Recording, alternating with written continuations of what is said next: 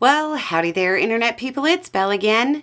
So today, we're going to talk about Russia, Ukraine, the Koreas, and what's next.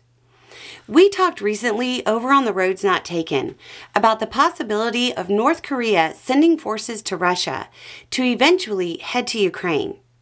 Now, Western estimates suggest North Korean troops not only have gone to Russia to train, but that they might move toward the front any day now. The most recent information suggests the North Korean forces will move into the Kursk region, with some sources saying they're already there. Estimates on numbers vary. The U.S. says 3,000 have already been sent to Russia. South Korea says 12,000 troops have been committed, but not all have been sent yet. Ukraine expects the number to hit 15,000 eventually.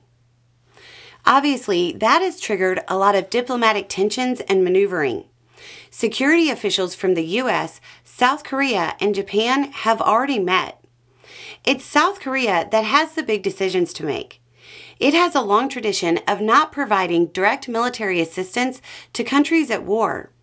However, it views North Korea's relationship with Russia with a great deal of apprehension. The North Korean move will put pressure on South Korea to make a move of its own.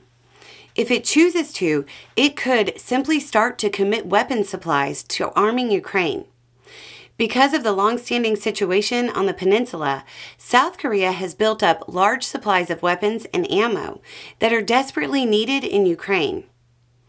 At the same time, the current posturing and tradition of South Korea makes it difficult to guarantee there will be domestic support for exporting arms to a country at war. Aside from that, South Korea faces a classic diplomatic dilemma. Is it better to have the leverage that comes from the threat of shipping arms, or actually ship them? South Korea doesn't really want to pit itself permanently against Russia, and shipping arms to Ukraine directly will likely put the two countries on an adversarial footing, at least as long as Putin is still around. It wants to maintain the leverage to hopefully dissuade closer ties between Russia and the North. Then, there's also the risk of further increasing tensions between North and South Korea, which could result in direct fighting there. For Russia, the request for assistance from North Korea reeks of desperation. If Russia uses the troops the way they typically use foreign troops, they will probably undermine their international standing even further.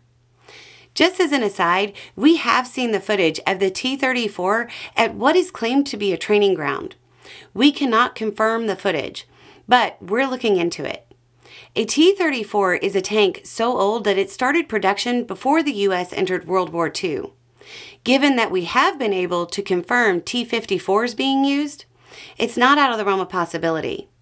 But honestly, the short clips we've seen seem more like a military fun day than a training ground.